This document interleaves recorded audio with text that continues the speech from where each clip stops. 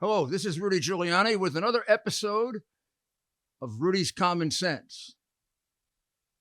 This episode is going to focus on, after the disastrous handling of the whole Ukraine situation by the Biden administration, in which the United States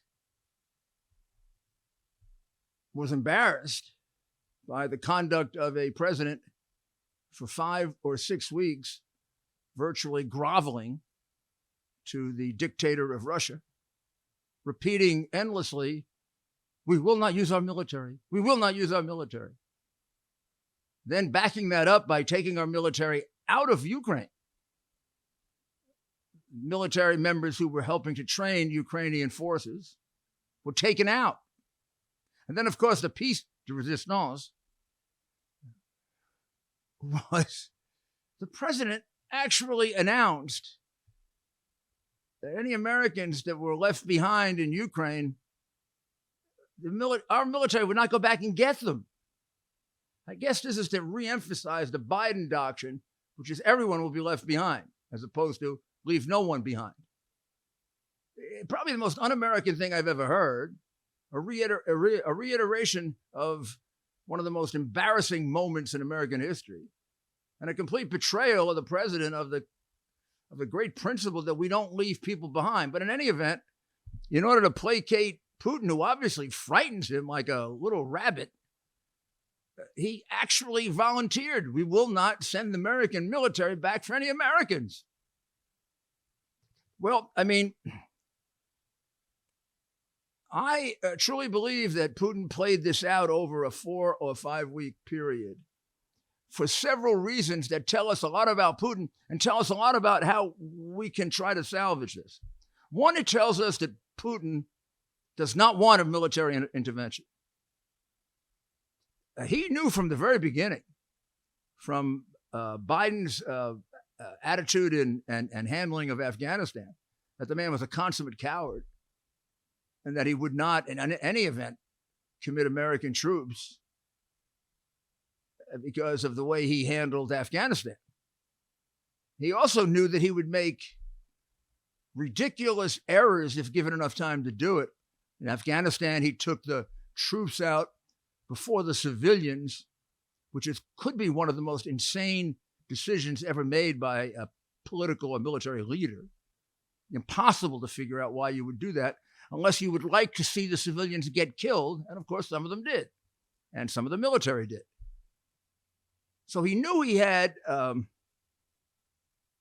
incompetent, dangerous, from the point of view of America, leader operating who would make his own mistakes. And he sure did over a 5 week period. It's time to take a short break. Think your homeowner's insurance covers home title fraud? Think again. And neither does your common identity theft program. The FBI calls home title fraud one of the fastest growing crimes, which is why you need to go to HomeTitleLock.com, America's leader in home title protection. Here's the problem. The deed to your home is the only document that proves you own it. And the deeds to all of our homes now are online. In minutes, a criminal can find and forge your name off the deed to your home and refile as the new owner. Like Jeff, who spent a fortune in legal fees after a thief forged himself onto the deed to Jeff's home and took out loans. Jeff didn't have home title lock then. He does now. Or Deborah, who thought our common identity theft service would protect her. Then a criminal got onto the deed to a home and had her evicted. Deborah has home title lock now. HomeTitleLock.com is your peace of mind, and the deed to your home is protected. Visit HomeTitleLock.com. HomeTitleLock.com. Welcome back. And a great deal of the invasion is, of cities, not military targets. This wasn't tactical bombing of military targets. This was straight out invasion of Kyiv and Kharkiv. And I must say, before I go any further, that I'm very proud of the people of Kharkiv. I worked in Kharkiv, what is it now, 6 years ago, with the mayor who stood up to the Russians last time and kicked them out, lost his legs as a result of it, and then finally his life just a year or so ago. But it turned Kharkiv from a pro-Russian city to a pro-Ukrainian city. People there are so proud. Once again, the militia of Kharkiv has so far, and let's pray to God it continues, remained a free city by fighting off the Russians. Remember, most of Kharkiv is Russian. It was pro-Russian until 2014. Putin made them pro-Ukrainian. Those are some of the collateral benefits we get from this if we know how to extract them. So what I am going to do is lay out a package, not necessarily the package that I would utilize or recommend to a real president, an American president, but one that I think maybe is within the capability of this extremely left-wing, either consciously or unconsciously anti-American administration, but not wanting to look like the complete fools that they look like right now. First thing, pretty simple, right? I would stop buying oil from Russia. And then we should reopen the Keystone Pipeline, which probably was the first of our fatal Biden errors, which indicates that he doesn't put America first. He doesn't put America anywhere. So here's what has happened to us. We are now buying, right now, 595,000 barrels of oil a day from Russia. Way back in 2020, when we had a real president, even with the pandemic, which increased our purchase from Russia, it was only 76,000 barrels of oil per day.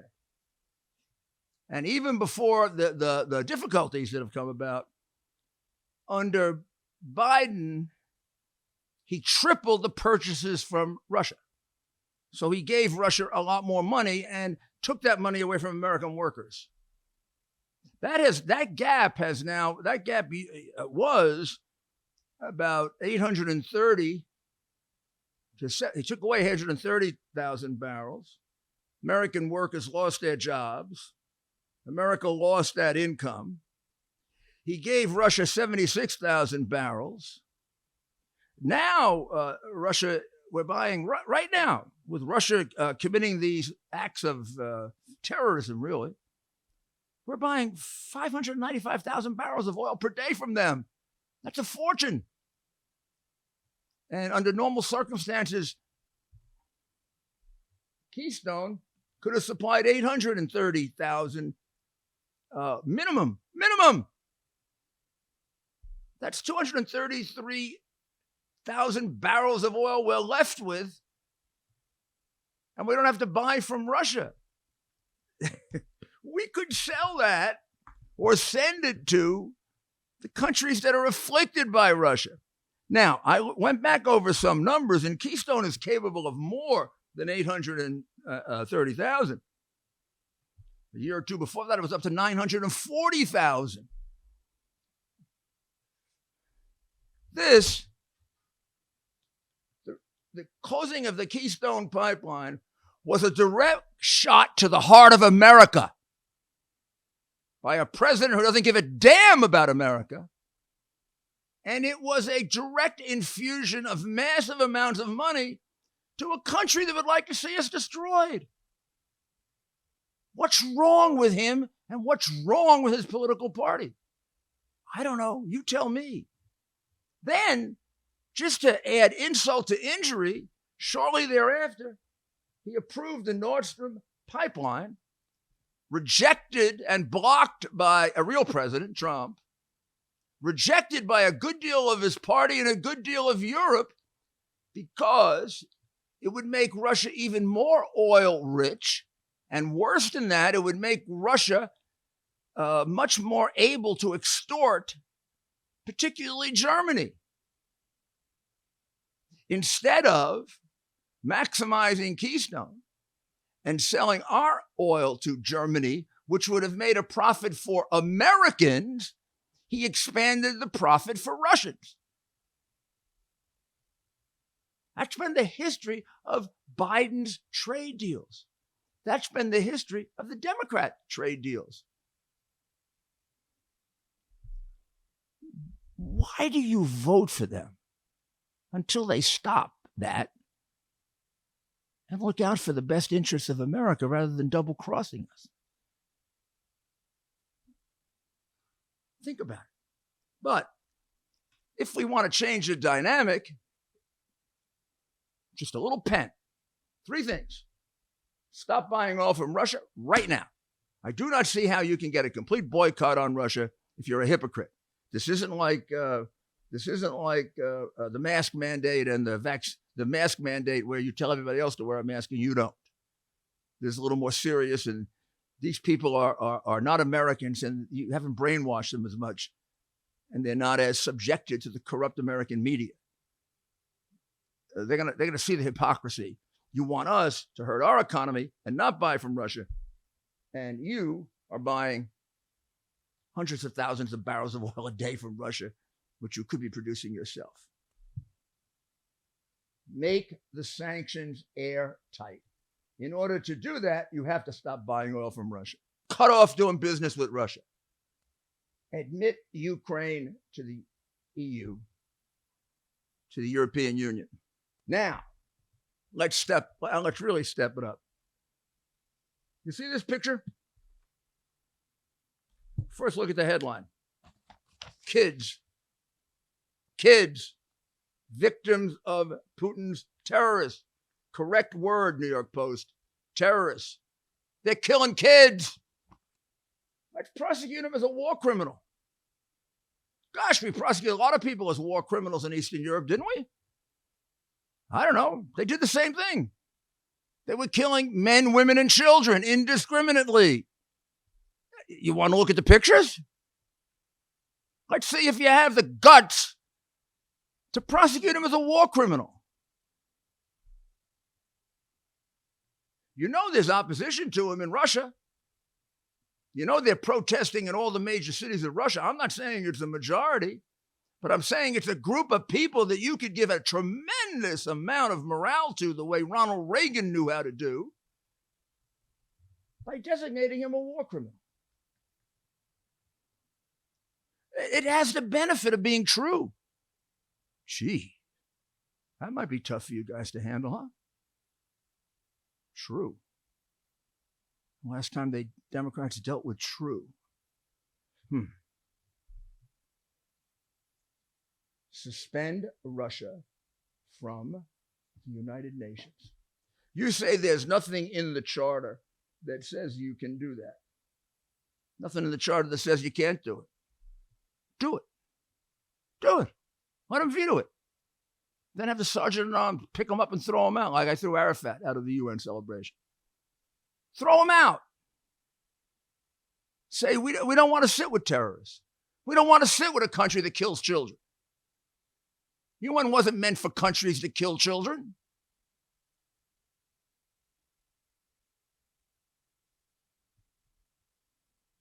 Throw them out. Now, you can put a condition on it. Throw them out until they get the heck out of Ukraine and leave Ukraine alone and allow the people of Ukraine to live free, unlike the people of Russia. Just because they've dominated the poor people of Russia and enslaved them, basically, they have no right to do the same thing with the people of Ukraine. On his historical analysis of the same people, that's about as good as 1619.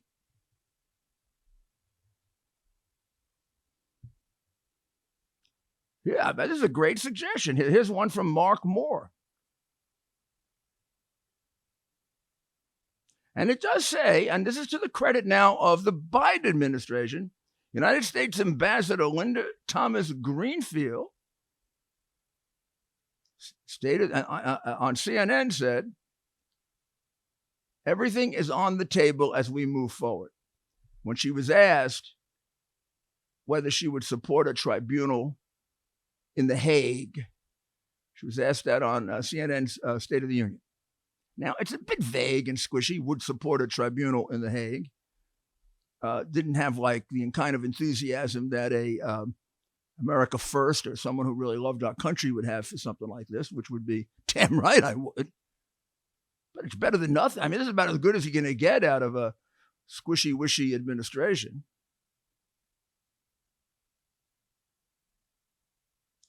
Zelensky put it a little stronger. Russia must be held accountable for manipulating the notion of genocide to justify aggression. That'd be the way to say it. Oh, and by the way, I've had experience with the people around Zelensky and questions about Zelensky, and they were very, very strong. You know, when he was running for re-election, I always had a pretty good view of him, and I was reassured by the people around him that he had the best interests of his country at heart, and that he would not become like Poroshenko, who seemed like a Zelensky when he first came in. That's the prior president. Seemed like he'd be honest because he was already a millionaire. He was the chocolate king of Ukraine. And the issue was, oh my goodness, he'd never be corrupt because he had all the money in the world. And then all of a sudden, within 3 years, he became the biggest crook in Ukraine. He wanted part of everybody's deal. And that's why he lost 70-30 to a comedian. Well, I'm going to say something about Poroshenko that deserves to be said and remembered historically. It may be that he took bribes and sold his country out and somehow got this desire to be richer than he was and the richest oligarch among a bunch of organized crime oligarchs. But on Saturday, he was out in the street with an AK-47 with 300 older men who he said could still shoot. And he basically made a Churchillian statement similar to Zelensky, his opponent, which was, yeah, they want this place, they got to come and kill us. We're going to try to kill them first. Wow. That's what I call a man. Don't let me tell you what I call other people. That's what we need. That's called leadership. Oh, leadership from George Washington on his horse to Abraham Lincoln walking up to the battlefield, to MacArthur giving morale to his troops that were getting slaughtered by going to the front of the lines and making himself a target, to Zelensky. Oh my God, couldn't we use a president like that with what we have? But he's doing everything that he can to try to rip America of leadership. And within the context of what he's capable of doing, Biden, you can do these things. You can do these things. They're not that hard. I'm not going to ask you to do anything really hard. I think you're incapable of it, but you can do these things. I got several teenagers that could do this. Stop buying oil from Russia, reopen the Keystone Pipeline, cancel, do it all on the same day. You're good at right. Remember at the beginning when you used to just sign, you didn't know what you were signing. Just tell, you don't have to look at these things. Just tell them to prepare it and just sign it like you used to do. Stop buying oil from Russia, reopen the Keystone Pipeline, cancel the Nord Stream pipeline, make sanctions airtight, like cut Russia off, admit Ukraine to the EU, man, they'll go nuts. Wow. Woo! Designate Russia a terrorist state, prosecute Putin as a war criminal. Imagine you did this all the same day. Didn't even think you were a leader. Suspend Russia from the UN. Go get a vote on it. Okay, we lose. Well, let's get a vote on it. Let's see who's willing to vote for the child killer. This would be a good time to take a pause. Not long ago, Mike Lindell, the inventor of MyPillow, and his team fit me for my very own MyPillow. They also introduced me to their wide assortment of other incredible products, like their mattress topper, their sheets, towels, slippers, and more. Sleep is incredibly important to me, and I can assume for all of you. It's time you give MyPillow a try and see for yourself. Listeners have helped build MyPillow into the incredible company it is today, And Mike Lindell wants to give back to all of you. You can get great discounts on MyPillow products by going to MyPillow.com right now and seeing each of the specially priced items, including those in the radio listener special square. You're going to see rotational offers up to 66% off on products like their pillows, mattress topper, Giza sheets, but also new products like their slippers, weighted blankets, robes, and waffle blankets. All MyPillow products come with a 60-day money-back guarantee. Enter promo code RUDY for these great specials. That's MyPillow.com and use the promo code RUDY. Let's continue with our analysis. Then, how about we re-educate people on Ukraine? I did mention that somewhat. The re-education means I hear a lot. We shouldn't help Ukraine because nobody knows where it is, and it's a corrupt country. Well, first of all, if you don't know where it is, you're damn ignorant, because it happens to be one of the more critical countries in Europe. If you ever read European, there's such a thing, by the way, to you 16, 19 people, called European history. It has a lot to do with where we are in the world now and understanding it. I'd suggest maybe reading it. Ukraine was the breadbasket of Europe. Ukraine on 2 occasions saved Russia during the Napoleonic Wars and the Nazi invasion. Russia really wants Ukraine. Of all those territories that he would like to get back so he could have his great big empire, the number one is the breadbasket of Europe. Because it turns out that the breadbasket of Europe is also one of the most mineral-rich, energy-rich parts of Europe. You know, those fossil fuels that we're not going to use so that we can commit suicide, but they will use. Possibly per capita, possibly more than Russia. They never really exploited it in a long, long time. It's also a very well-educated, by the way, population, which has produced a lot of leaders for Russia, including Khrushchev. Great admirals, and real ones and a fictional one in the hunt for the Red October. No, he was actually Lithuanian, but very similar idea about how intelligent these people were that were under Russian control because they had to be to survive. So we re-educate people on the criticality, the importance, the strategic importance of Ukraine, just like it's a buffer for Russia. It pushes up against Russia and backs them into a corner. Now, people say, well, we don't want people in our hemisphere, so we should allow Russia. That tries to create a moral equivalent between the United States and Russia. The mere fact that we have countries around us doesn't mean we're going to use them for military purposes. We're not going to use Mexico or Canada for military purposes. We're not going to enslave the people of Mexico and Canada. How do you compare these things, stupid liberals? How do you do that? Russia doesn't want Ukraine so they can be friendly neighbors. They can be friendly neighbors with Ukraine, a free country. They want it for the same reason China wants Taiwan, so they can enslave them and take their wealth and take their food and take their mineral wealth and do what they've been trying to do for almost 1,000 years to Ukraine. Exploit and enslave the people of Eastern Europe. Ronald Reagan saved those people. Hey, Biden, don't give them back. You know where you're going to stand in American history. Well, you know where you already stand in American history. Like, it's going to be 100 years from now, how do we elect that guy? Particularly when they find out the rest about you and your family that I know.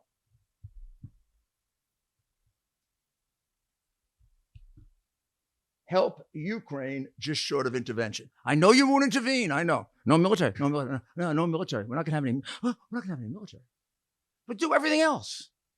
Send them AK-47s. They're getting it from elsewhere. Send them tanks. Send them airplanes they can use. Send them ammunition. I know when you offered to evacuate Zelensky, he made it clearer than I don't need to be evacuated. I need ammunition, Biden. Send it to them. That's not intervention. That's not military intervention. Sell it to them, like we sold to England during the days before the Second World War. Lend-lease. Lend it to them. They'll pay us later.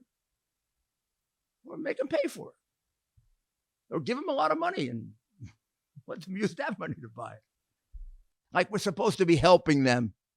Germany's ahead of us. UK's ahead of us. Poland's way ahead of us. The beacon of freedom in the world is not there, at least for indirect support. We can't even do that. Where would we like to go? Down somewhere, wait. Gee, let China run things and we'll just listen.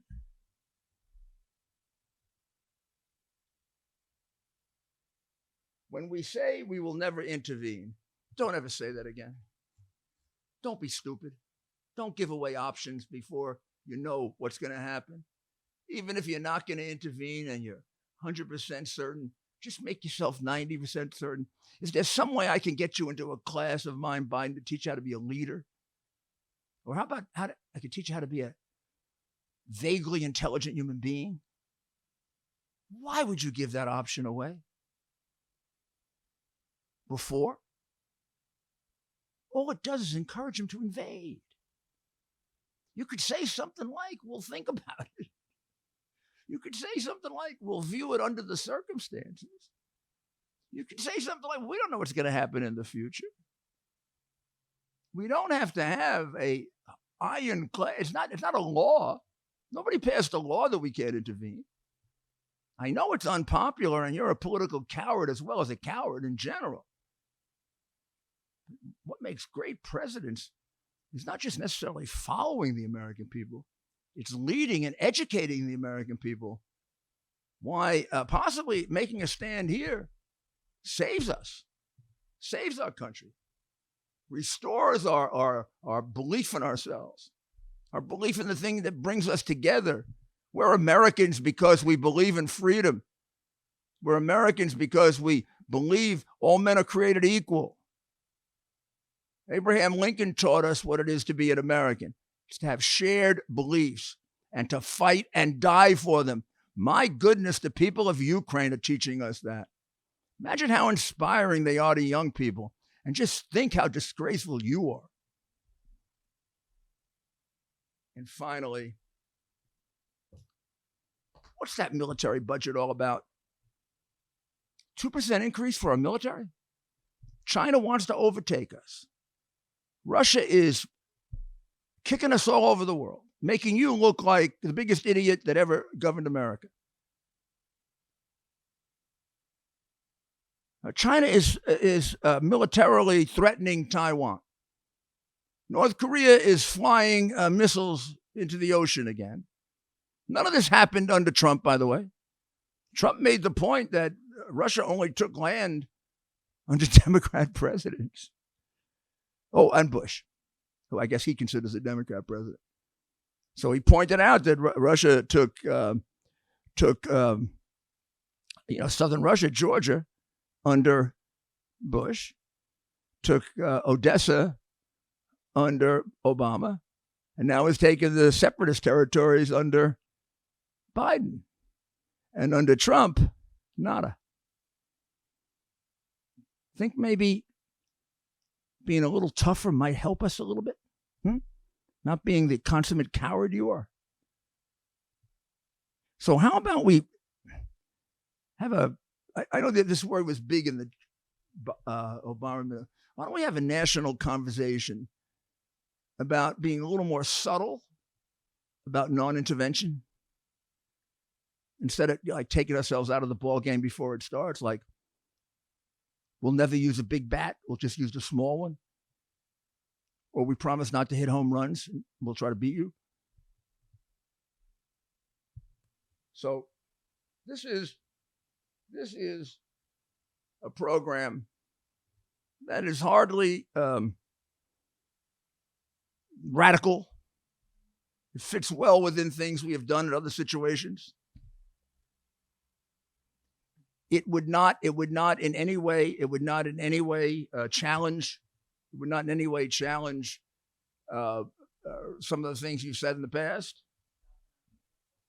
And most importantly, we got to do a Reagan type buildup of our military. I'd say we set 50% as the goal. So we have a gap right now between us and China. It's narrowing. The gap with the Navy, by the way, may have closed. Our objective, and you should start it, may have to go into the next president. I'm pretty sure it's not going to be you. But let's start it.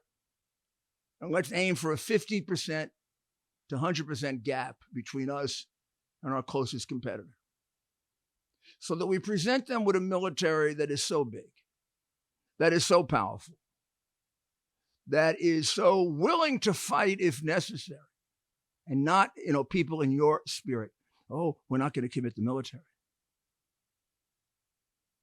That will be safe. And we won't see children dying like we saw in the newspapers today because of you. Because America is unwilling to take on the role that fate, circumstances, reality, and maybe God designed for it. Because if America doesn't take up that role, there's a vacuum, and we know who is: China. A world under China is a world of immorality. It's a world of dictatorship. It's a world in which all those freedoms are gone. It's a world that you wouldn't want to live in, and I wouldn't want to live in. There's no one else for America to turn to play that role. I guess we wish there was. But no one has been blessed by God with the land that we have and the resources that we have. You talk about the resources of Ukraine. You talk about being the breadbasket of Europe. America could be the breadbasket of the world. America might very well have more resources than anyone. I mean, just in a short period of time when we started fracking, we ended up being like the third or fourth country richest in fossil fuels. And put the green thing off. Put it off. It's not going to kill us. If it did, Gore said we'd be gone by 2010. We're still here. So we're on borrowed time. Let's make use of it, huh? Come on. Climate change is the greatest threat that we face. You're looking at the greatest threat that we face. Not Russia, the one right behind it, China. The one watching this and saying, boy, this is easier than we thought. The one that's saying, if they're so nervous about dealing with Russia on Ukraine because there's no treaty obligation, there's no treaty obligation with Taiwan. We're a lot bigger army, and we're an equal navy to the United States. We're much more formidable than Russia. Boy, I don't know. Sounds like they may not really be willing to, when push comes to shove, defend Taiwan. And we just got a couple of years opening with this coward in the White House. Joe, you got to change that perception if you want to protect us. Or somebody around him has to do it. So those are the suggestions. If you'd like to ask me about them, please communicate with me on rudyscommonsense.com. If you have some more you want to suggest, I'm more than willing to add them.